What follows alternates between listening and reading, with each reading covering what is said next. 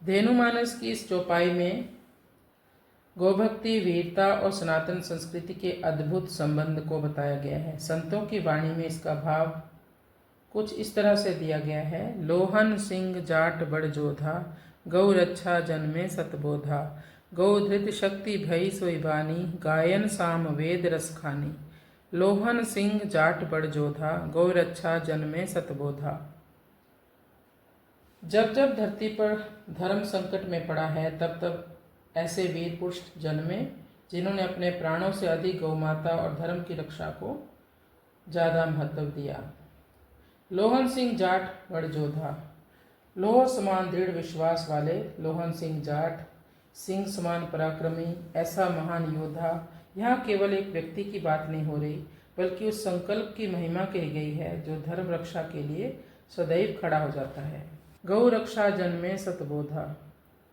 लोहन सिंह जाट का जन्म केवल सांसारिक कार्यों के लिए नहीं था, बल्कि सत्य के बोध और गौरक्षा के दिव्य उद्देश्य के लिए हुआ था।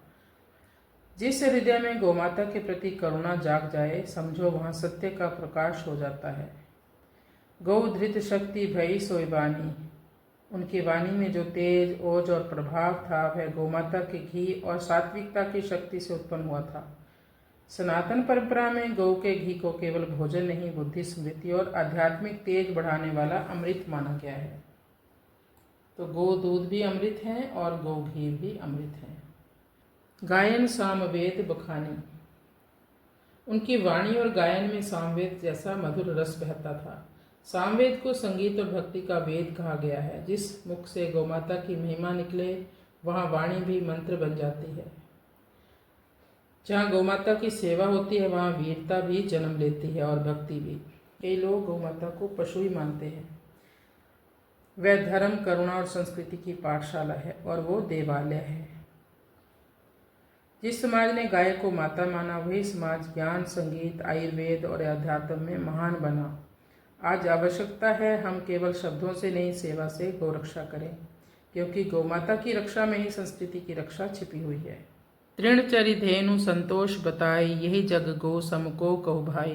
प्रति उपकार कतहु को नाही, श्रृंगांतर सब सिद्धि समाही। तृणचरि धेनु संतोष बताई। गौमाता हमें संतोष, सेवा और त्याग का पाठ पढ़ाती है। वह सूखी घास खाकर भी संसार को अमृतमयी दूध देती है, पर मनुष्य सब पाकर भी असंतुष्ट बना रहता है। यदि जीवन में शांति चाहिए तो गौ के गुण अपनाने पड़ेंगे। गौ के गुण क्या है? संतोष, करुणा, निस्वार्थ सेवा। ये गौ माता के गुण हैं, क्योंकि जहाँ गौ माता का सम्मान होता है, वहाँ धर्म जीवित रहता है, और जहाँ धर्म जीवित रहता है, वहाँ ईश्वर की कृपा अवश्य बरसती है, अवश्य बरसती है। धेनु माहा गोविंद बिहारी, गौ वृष बीच धार अविकारी। सोई धारा राधा धरि नामो, सो वृष भानु सुता परिणामो। धेनु माहा गोविंद बिहारी। गौमाता केवल दूध देने वाली नहीं है, वह भगवान की करुणा का सजीव स्वरूप है। गोकुल की धूल इसलिए पवित्र थी क्योंकि वहाँ गायों के चरण पड़ते थे और श्री कृष्ण उनकी सेवा करते थे।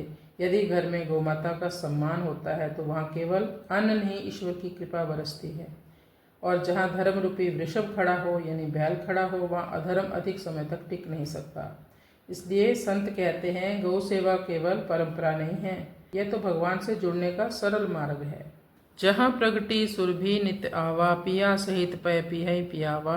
सो वृंदावन कानन पावन, राधा संग हरि मन भावन। राधा संग हरि मन भावन। जहाँ प्रगटी सुरभि नित आवा, जिस स्थान पर नित्य सुरभि आकर प्रिया के साथ प्रिय को पेयपान कराती है, वही वृंदावन पवित्र वन है, जहाँ नित्य राधा के साथ मन भावन प्रभु विराजमान रहते हैं।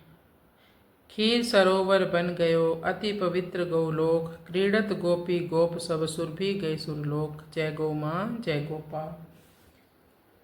यह चौपाई बहुत ही मधुर है, बहुत ही दिव्य भावों से भरी हुई है। इसमें गौमाता की महिमा से प्रकट होने वाले गौलोक के आनंद और पवित्रता का वर्णन किया गया है। कहा है, खीर सरोवर बन गयो अति पवित्र गौलोक, अर्थात जहाँ गौमाता की कृपा और दिव्यता प्रकट होती है, वहाँ साधारण भूमि भी खीर के सरोवर समान पवित्र और मधुर बन जाती है। यह केवल बाहरी खीर का वर्णन नहीं किया गया यहाँ पर, बल्कि प्रेम, शांति और भक्ति के अमृत का प्रतीक बताया है। जिस स्थान पर गौ सेवा, भक्ति और भगवान का स्मरण होता है, भगवान का नाम जप होता है, वही स्थान गोलोक बन जाता है। वहीं ठाकुर जी सदा के लिए स्थापित हो जाते हैं। गोलोक कोई दूर का लोक मात्र नहीं है। जहाँ हृदय निर्मल हो, जहाँ करुणा हो, जहाँ गौ माता का सम्मान हो, वहीं गोलोक की अनुभूति होने लगती है। क्रीड़त गोपी गोप सब, अर्थात उस दिव्य वातावरण में गोपी और गोप आनंद पूर्वक भगवान के साथ खेलते हैं। यह वृंदावन की उस अलौकिक लीला का स्मरण है जहाँ जीवन में केवल प्रेम था, छल नहीं था, भक्ति थी, अहंकार नहीं था। गोप गोपियों का आनंद संसार के भोग का आनंद नहीं था, बल्कि भगवान के सानिध्य का आनंद था। जब मन भगवान में रम जाता है तब जीवन लीला बन जाता है, बोझ नहीं। सुर भी गई सुरलोक, सुर भी दिव्य कामधेनु का स्वरूप है, अर्थात वे दिव्य गौ स्वर्ग लोक को चली गई, पर अपनी कृपा और महिमा पृथ्वी पर ही छोड़ गई। गोमाता पृथ्वी पर ईश्वर की ऐसी देन है जो स्वर्ग की याद दिलाती है। उसके चरणों में करुणा है, उसकी दृष्टि में ममता है और उसके स्पर्श में शांति है। अरे गोभक्तों, जहाँ गोमाता का वास होता है वहाँ वातावरण भी पवित्र होता है, शुद्ध होता है, सात्विकता से भरा होता है। जैसे पीपल का पेड़ ऑक्सीजन लेता है, ऑक्सीजन छोड़ता है, वैसे हमारी गौ माता भी ऑक्सीजन लेती है और ऑक्सीजन ही छोड़ती है, और 24 घंटे।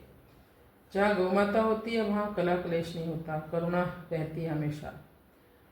वहाँ केवल शरीर का पोषण नहीं, आत्मा का भी कल्याण होता है। गोलोक की प्राप्ति केवल मृत्यु के बाद नहीं होती। यदि जीवन में प्रेम, सेवा, भक्ति और गौ सम्मान आ जाए तो मनुष्य इसी धरती पर गोलोक का आनंद अनुभव करने लगता है। इसलिए संत कहते हैं, गौ माता के समीप बैठो, मन शांत होगा, गौ सेवा करो, हृदय पवित्र होगा, और भगवान का स्मरण करो, जीवन धन्य हो जाएगा।